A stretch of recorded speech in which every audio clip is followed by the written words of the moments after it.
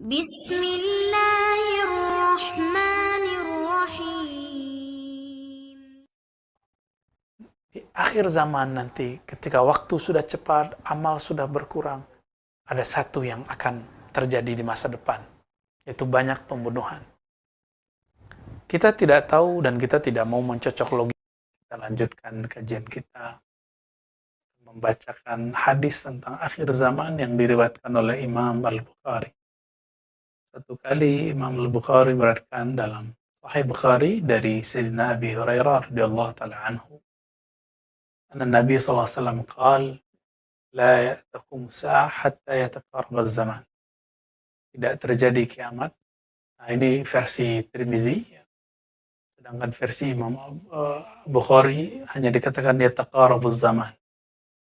Tidak terjadi kiamat sampai waktu terasa dekat. Dalam riwayat Imam Tirmizi diperjelas, ditafsil, as-sanah kasyahr, asy-syahru kal-usbu' wal-usbu' kal-yawm. Setahun terasa sebulan, sebulan terasa seminggu, seminggu terasa sehari, bahkan sehari terasa seperti percikan api. Begitu ditafsir, dirinci oleh murid Imam Bukhari, yaitu Imamuna At-Tirmizi. Di riwayat Imam Bukhari ini coba disebutkan yataqarabuz zaman. Dan betul teman-teman, bagi yang pernah hidup di zaman manual, di zaman dulu belum ada listrik, belum ada handphone seperti sekarang, belum ada gadget seperti ini, belum ada TV, belum ada YouTube, belum ada FB, belum ada IG. Orang-orang menjalani hidup itu terasa lama. Belum ada alat transportasi seperti secanggih hari ini. Orang kalau mau pergi haji itu bisa 6 bulan naik kapal. Ada yang sudah meninggal di tengah jalan. Ada yang pulang cuma namanya. Ada yang sampai tidak pulang-pulang lagi. Begitulah. Terasa lama. Tapi hari ini, kalaupun haji ada 40 hari. Dulu Pak Haji pulang-pulang menjadi alim, mengerti bahasa Arab, mengerti tafsir, mengerti hadis, punya sangat keilmuan. Tentu berbeda ketika hajinya instan, tidak seperti ulama-ulama terdahulu. Waktu cepat sekali berkembang, berjalan. Tahu-tahu kita sudah beruban, tahu-tahu kita sudah menikah, sudah punya anak. Ya, maka benarlah kata Nabi, ini adalah tanda yang sudah mulai dekat. Ini bagian dari tanda akhir zaman yang Nabi sampaikan, sallallahu alaihi wasallam. Kemudian dikatakan di hadis itu, wayan kusul amal. Waktu terasa cepat, tapi orang tidak mau mengejar amal. Amal masih terlihat sedikit. Yan kusul amalu. Orang beramal tidak banyak. Ya. Amal itu, teman-teman, ada amal qalbu, ada amal akal, ada amal jasad. Amal yang dimaksud tentu semuanya, dimulai dari amal qalbu. Jangan kita beramal kecuali kita sertakan qalbu kita bersama amalan tersebut. Jangan berdoa kecuali qalbu kita menghadap kepada keindahan, kehaibahan, kehebatan Allah Subhanahu wa Ta'ala. Karena Allah tidak memandang kecuali qalbu yang menghadap kepadanya. Dan qalbu itu punya dua karakter, sebagaimana dikatakan oleh Imam Athaillah As-Sakandari.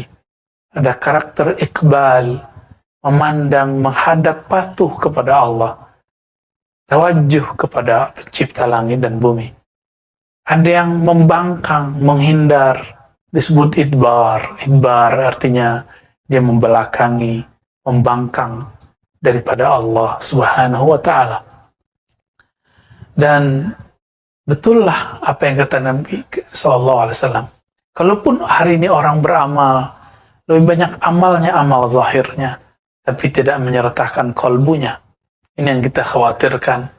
Yang Nabi katakan, "Fawallahilladzi la ilaha ghairuh, fawalladzi la ilaha ghairuh." Hadis Imam Bukhari.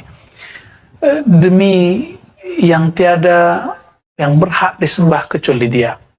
Inna ahadakum la ya'mal amala ahli jannah. Kamu itu ada yang beramal seperti amal ahli surga. Namun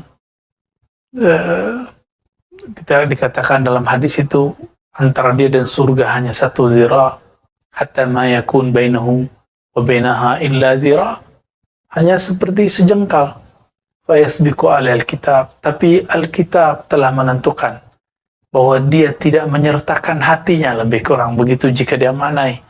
Sehingga ketika orang menua atau sakit parah, tubuhnya sakit, jiwanya kosong, maka kekosongan jiwa ini yang akan membuat buruk di akhirnya. Maka ini yang kita sebut su'ul khatimah. Lain dengan orang yang ketika ibadahnya sedikit, tapi dalam sedikit itu dia menyertakan dirinya, menyertakan kolbunya bersama Allah Subhanahu wa Ta'ala. Inilah yang dikatakan Nabi ketika ditanya, apakah amal paling mulia wahai Rasulullah? Rasulullah mengatakan, al-imanu billah, yaitu amal hati, yakin percaya kepada Allah. Maka orang yang yakin kepada Allah, sholat 2 rakaat, sholat sunnah, itu lebih utama daripada orang yang masih meragukan tentang kehebatan Allah, tentang keajaiban Allah, tentang kekuasaan Allah, walaupun dia sholat 1000 rakaat, bahkan 1000 tahun. Sahabat-sahabat yang dimuliakan Allah, lalu dikatakan di situ, wa yakthurul haraj, banyaklah nanti haraj. Apa arti haraj? Sahabat pun bertanya. Ternyata haraj bukanlah bahasa Arab Mekah dan Madinah. Ternyata ini bahasa Arab orang Habasyah, Ethiopia. Jadi ternyata dari dulu Arab ini banyak ragamnya. Apa kata Nabi? Nabi menguasai banyak bahasa. Al-haraj yai al-qatal. Banyak kematian, pembunuhan. Qatal artinya kematian disebabkan karena pembunuhan. Teman-teman yang melakukan Allah, ketika kita membaca hadis ini, maka terbayang oleh kita bahwa di akhir zaman nanti, ketika waktu sudah cepat, amal sudah berkurang, ada satu yang akan terjadi di masa depan, yaitu banyak pembunuhan. Kita tidak tahu dan kita tidak mau mencocok logikan, karena ini sudah masalah global, bukan masalah cuma di negeri kita. Maka teman-teman, mari berpikir jernih, jangan berpikir konspiratif yang tidak sahih. Karena berpikir konspiratif itu ada teorinya, ada pendekatannya, ada mazhab dan alirannya, ada metodologinya, ada approach-nya, dan kita tidak sembarangan. Karena konspirasi ini jika tidak sahih, dia akan meracuni cara berpikir. Dan kami boleh mengatakan bahwa teori konspirasi jika kita ambil, ini akan berakibat kepada suuzon yang tidak bertempat. Maka hati-hati dengan konspirasi, harus bertanya kepada sang ahli. Konspirasi itu ada, tapi jangan asal ambil dari mana-mana. Sahabat-sahabat yang melakukan Allah, kita diajarkan untuk tidak mengikuti zan. Iyattabi'una illa zan. Tidaklah mereka mengikuti kecuali hanya zan. Apa arti zan? Asumsi-asumsi, opini-opini. Teman-teman, maka kepada para da'i, siapapun yang dengan hati yang paling dalam, hati yang paling jernih, dengan kerendahan hati juga, teman-teman para da'i, tolong jangan sampaikan suatu bahan pikiran yang masih bersifat opini. Karena opini cukup jadikan konsumsi pribadi, atau jadikan obrolan internal kita. Jangan kemudian dikhutbahkan, diajarkan. Ingat, Nabi SAW mengatakan, di akhir zaman ketika ulama-ulama banyak meninggal, Ittakhadhan nasu ru'asa juhala. Orang-orang banyak mengambil pemimpin, figur-figur, ulama-ulama yang juhala, yang mereka tidak mengerti ilmu, yang mereka mengikuti asumsi dan opini. Lalu dikatakan mereka diminta akan fatwa. Lalu fa'aftau, lalu mereka berfatwa. Fadallu wa adallu, mereka sesat dan menyesatkan orang. Kami minta ampun kepada Allah, memohon kepada Allah, semoga lisan ini tidak terjebak, tidak tergelincir ke arah sana. Dan kita berdoa juga semoga ulama-ulama kita, guru-guru kita, masyayikh kita, kiai-kiai kita dijaga oleh Allah Subhanahu wa taala agar tidak terjebak kepada asumsi dan opini. Teman-teman yang melekat Allah, tadi di awal kita mengatakan bahwa Imam Bukhari menulis dalam kitabnya Sahih Bukhari, Kitabul Fitan, bab tentang fitnah akhir zaman. Imam Muslim juga demikian menulis dalam Sahih Muslim, Kitabul Fitan wa Asyaratis Sa'ah, bab tentang kekacauan huru-hara akhir zaman dan tanda-tanda kiamat. Hadis yang disampaikan tidak jauh berbeda. Berbedanya cuma dalam pengumpulan dan periwayatan beberapa hadis yang mungkin tidak banyak disebutkan di Bukhari, lalu kemudian diperdalam dalam hadis Imam Muslim. Ya. Teman-teman yang melekat Allah, ini zaman bukan, jangan dibayangkan lagi ini adalah zaman yang sederhana, masa yang akan kembali seperti dahulu kembali. Tidak, ini sudah masalah global, ini bukan masalah Indonesia saja, ini bukan masalah negara tetangga saja, ini masalah semua negara. Maka Nabi mengatakan, isbiru hatta talqawni al-haut. Sabarlah kamu, bertahanlah kamu, sampai kamu bertemu aku nanti di haut, telaga Nabi Sallallahu Alaihi Wasallam. Namun kita tidak mau sabar, kita suka beropini, suka mengkritik yang tidak tepat. Kita mengkritik tapi isinya mencaci. Ketika mencaci, isinya kemudian menyudutkan. Dan seorang muslim tidak akan melakukan itu tentunya. Sibabul muslim fusuk. Mencaci sesama muslim adalah kefasikan. Wa qitaluhu kufrun. Wa qitaluhu kufrun, membunuhnya adalah sebuah kekufuran. Teman-teman yang dimuliakan Allah, sahabat yang dimuliakan Allah, akidah Ahlussunnah mengenai akhir zaman, tentang peristiwa akhir zaman, ini sudah digariskan dengan jelas di dalam rukun iman. Rukun iman kita yang kelima adalah percaya kepada hari akhir. Sebelum hari akhir itu, teman-teman, ada yang disebut asyaratus sa'ah. Nah, di dalam Al-Quran dan Sunnah, Nabi menyebut akhir zaman ataupun kiamat dengan sebutan beragam. Kadang disebut as-sa'ah. Sa'ah dalam artian waktu, time. Juga berarti al-qiyamah, berdirinya suatu kejadian. Juga disebut dengan al-waqi'ah, kejadian besar. Juga disebut dengan istilah yang rumit ya, al-fitan ya. Ada zalazil dan segala macam, namanya sangat banyak. Untuk masuk ke arah sana, kita menemukan hadis-hadis yang beragam dan Nabi SAW menyampaikannya dalam waktu-waktu tertentu. Sahabat-sahabat muriatkan lalu dikumpulkan oleh para ahli hadis. Kemudian ulama kita di zaman sekarang membaginya bahwa akhir zaman itu, teman-teman, ada tanda-tanda yang disebut asyarat sughra, tanda-tanda kecil daripada hari kiamat. Dan yang kedua, ada tanda yang wusta, kejadiannya di pertengahan, setelah melewati masa yang kecil-kecil, tanda yang kecil-kecil. Tanda kecil ini tandai dengan diutusnya baginda Nabi, wafatnya beliau, terjadinya pembunuhan terhadap ahlu bait beliau, terjadinya huru-hara di berbagai negeri di tanah Arab dan segala macam. Nanti ada lagi setelah itu wusta. Setelah wusta baru kubro.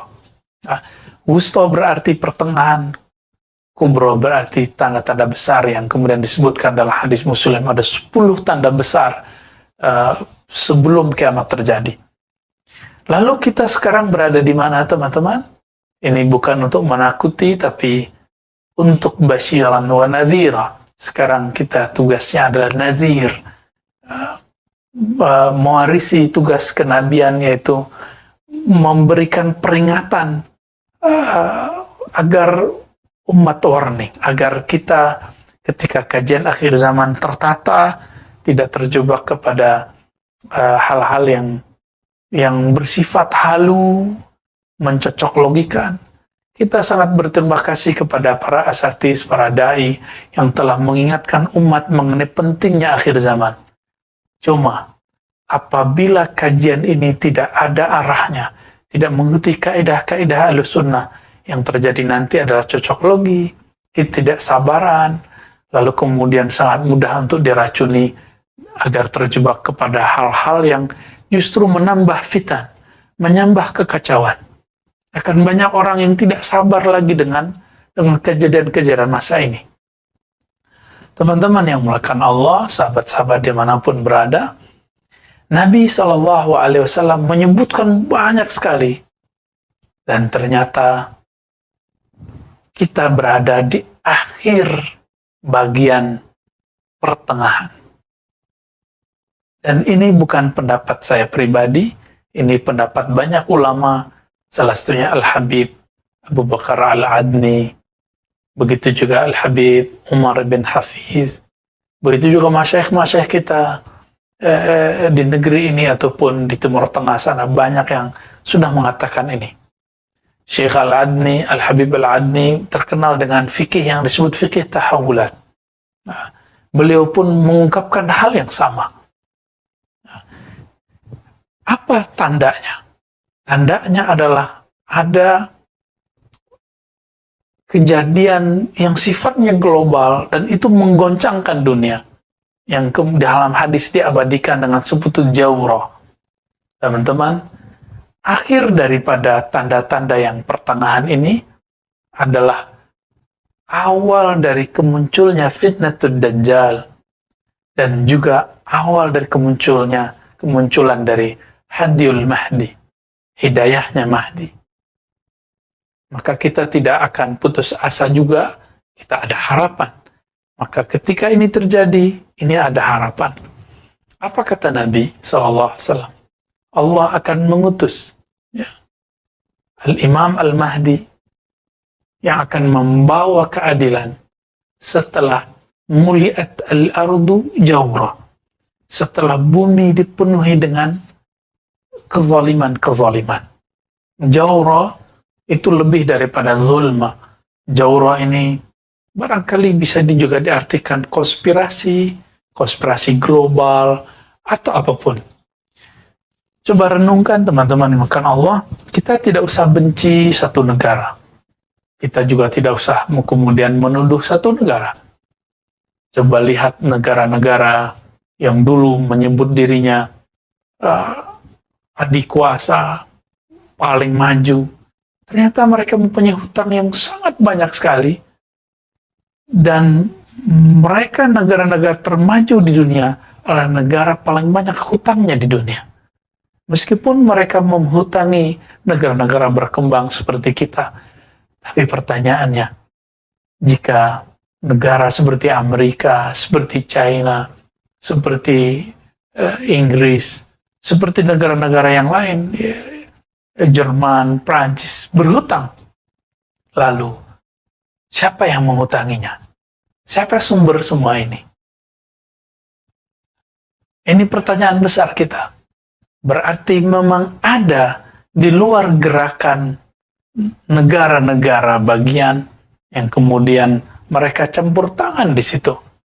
Namun, lagi-lagi, karena teori konspirasi ini banyak zon dan wahamnya, banyak asumsinya, Kita menghindari itu. Kita jalani aja, dan kita harus menemukan Hadiyul Mahdi. Jejak-jejak, tanda-tanda kemunculan hidayah nur Imam akhir zaman, Al-Imam Al-Mahdi. Yang di dalam hadis Nabi, terutama Imam Abu Daud meriwayatkannya sampai 9 riwayat, dan hadisnya dapat dikatakan saling menguatkan satu sama lainnya. Teman-teman yang dimuliakan Allah, apabila ini adalah masa jaurah, apa arti jaur? Kezaliman yang merata di muka bumi, maka kabar buruknya, ini disebut fitnatul dajjal. Ini adalah awal dari kekacauan yang disebutkan oleh Dajjal. Apa arti Dajjal? Dajjal adalah sosok yang pembohong. Baiknya adalah buruk, buruknya adalah baik. Benarnya adalah dusta, dustanya adalah benar. Sehingga kita bingung mana yang benar, mana yang tidak benar. Kecuali Allah memberikan hidayah ke dalam kalbu, orangnya tidak akan terjebak kepada hoax. Namun teman-teman, ada sosok lain, yaitu kemunculan Al-Imam Al-Mahdi. Al-Mahdi artinya orang yang diberi hidayah, yang digaidan oleh Allah Subhanahu wa Ta'ala. Jika fitnatul Dajjal sudah mulai merajalela, memenuhi bumi, coba lihat hari ini teman-teman.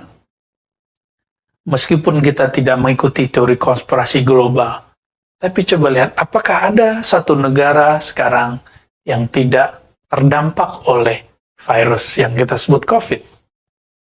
Tentu tidak ada. Bolehlah kita katakan, silakan ahli ekonomi berbicara sisi ekonomi, ahli kesehatan berbicara kesehatan, ahli kimia berbicara versi kimia. Kenapa kami tidak boleh berbicara versi kami? Kita juga berbicara versi yang diriwayatkan oleh Nabi kita, Nabi Muhammad SAW. Dan ini bukan untuk diadu-adu, tapi ini untuk saling melengkapi. Karena ilmu pada dasarnya dari Allah Subhanahu wa Ta'ala, semuanya bersumber darinya, tinggal kita menemukan clue-clue kebenaran yang ada di dalamnya. Nah, kami menyebut bahwa inilah masa yang disebut dalam hadis Nabi, muliat al-ardu jawrah. Ketika bumi, dunia ini diliputi oleh jaur, ya, kezaliman global, ya, kezaliman yang di sana ada ketidakpastian. Sehingga baru setahun lebih sedikit, mungkin setahun setengah, kita sudah melewati masa pandemi yang tadinya tegang sekali, sekarang mulai tegang kembali. Masjid-masjid mulai ditutup, bahkan gereja-gereja ditutup, semua rumah ibadah ditutup. Jadi saya juga ingin mengatakan kepada teman-teman yang seiman, ya, jangan kemudian terjebak mengatakan, oh ini konspirasi menutup masjid. Tidak. Semua rumah ibadah ditutup. Semua kantor ditutup. Apakah ada konspirasi penutupan kantor? Tidak. Teman-teman, mari berpikir jernih. Ini masalah bersama, bukan masalah satu agama. Karena Dajjal itu musuh semua agama. Dajjal itu musuh semua manusia yang percaya kepada Sang Maha Kuasa, Allah Subhanahu wa Ta'ala. Dia nanti akan mengklaim dirinya sebagai Tuhan. Sahabat-sahabat dengan Allah, kabar buruknya itu bahwa kita di ambang akhir dari tanda asyratis sa'ah al-wusta, tanda-tanda akhir zaman pertengahan. Nah, Nabi SAW memberikan isyarat-isyarat. Namun isyarat ini harus dikaji dengan tenang, dengan ilmu ma'rifatullah yang tepat, ma'rifatul Rasul, ma'rifatul alam, ma'rifatul asma. Banyak sekali ilmu yang harus dibaca ketika kita membaca tentang bab Al-Mahdi dan Ad-Dajjal. Sehingga kita tidak kemudian tergesa-gesa mencari sosok Al-Mahdi berada di mana. Sebagai contoh teman-teman, ya, ada riwayat yang menyebutkan bahwa Al-Mahdi itu keturunan Sayyidina Hussein. Ada satu lagi keturunan Sayyidina Hasan. Mana yang benar? Kalau kita tidak memahaminya dengan metode ulama-ulama ahli usul fiqih dengan baik, yang terjadi kita akan mengambil salah satunya dan menolak yang lain. Contoh lain, Nabi mengatakan Al-Mahdi minni min walidi Fatimah atau min itrati min walidi Fatimah. Imam Mahdi itu dari keturunanku, keturunan Fatimah. Yuwati ismi. Namanya Yuwati. Apa arti Yuwati? Yuwati bersesuaian. Yuwati bisa juga berarti bersatu, sepakat. Bisa juga berarti sama. Bisa berarti serasi.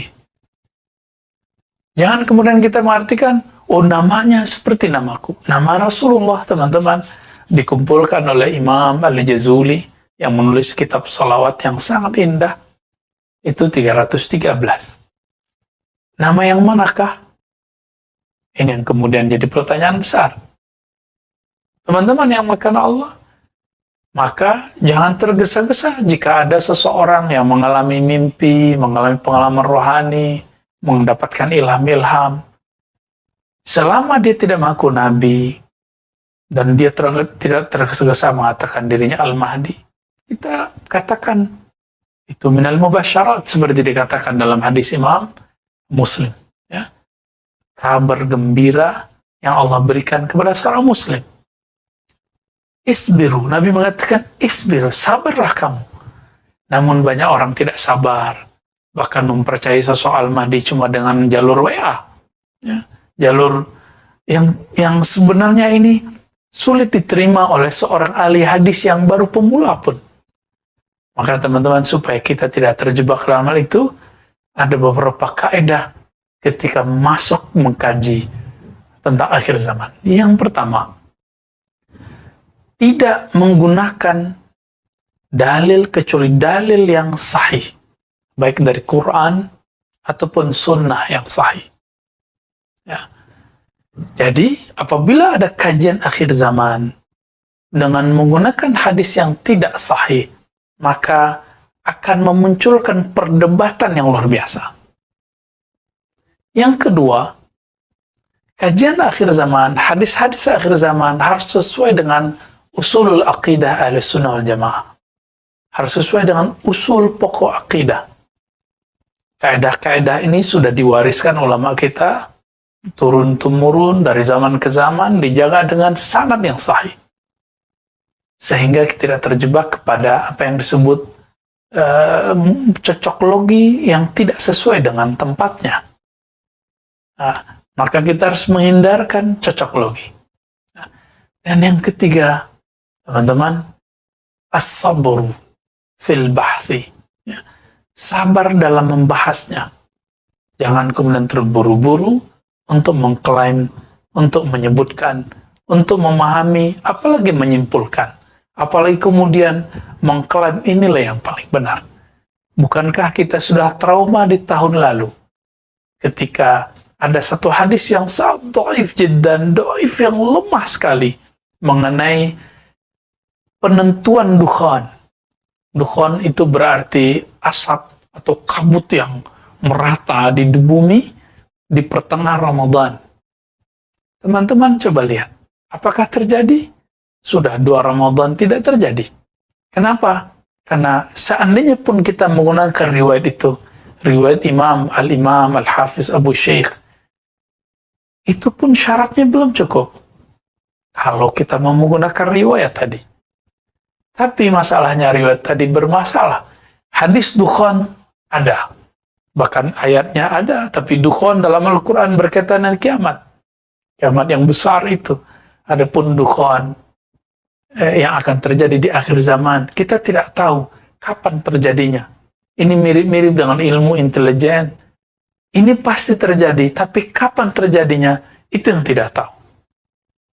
Maka, jangan terburu-buru, jangan menakut-nakuti umat, jangan beropini sebelum itu jelas ilmunya secara qat'i. Jangan kemudian kita termasuk kepada yang dikatakan dalam hadis Nabi, fa'aftau fadallu wa adallu. Lalu mereka berfatwa, berpetua, berceramah, lalu mereka sesat, keliru, dan menyesatkan, membuatkan semua orang keliru. Kita sudah lihat betapa paniknya banyak orang di tahun yang lalu. Kita mau ulang kembali? Tentu tidak. Maka tips tadi teman-teman, dalilnya harus sahih, kemudian tidak melakukan cocok logi, ya, tapi harus sesuai dengan kaidah-kaidah usulul aqidah, usulul hadis, usulul fiqh.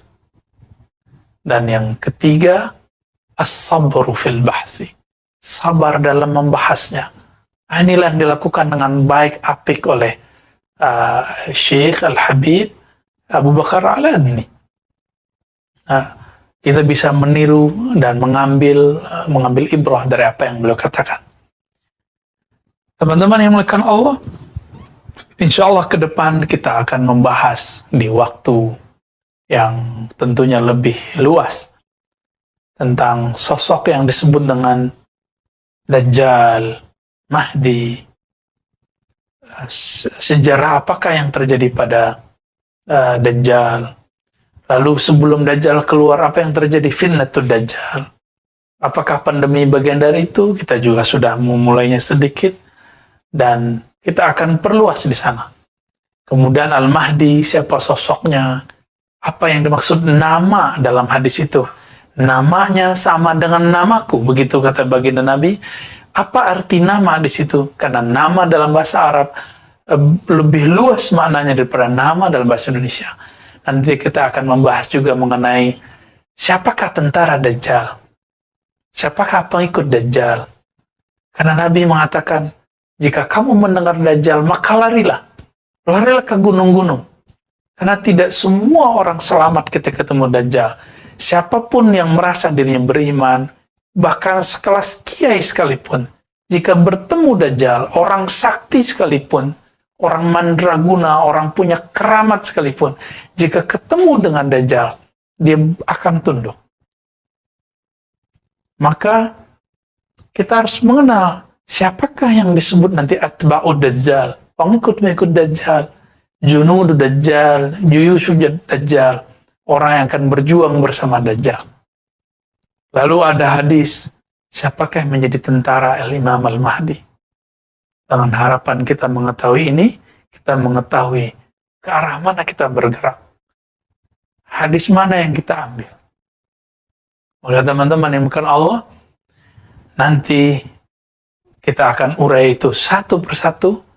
Insya Allah, kita minta kepada Allah SWT, ayyussirana al-umur kullaha. Semoga Allah memudahkan niat-niat kita tersebut, dan kita terhindar daripada zallat wad dalal, ya, terhindar daripada ketergelinciran, terhindar daripada kesesatan. Nasallallahu al-afwa wal afiyah lana wa liwalidina wa limasyayikhina wa lisairil muslimin walhamdulillahi rabbil alamin. Assalamualaikum warahmatullahi wabarakatuh.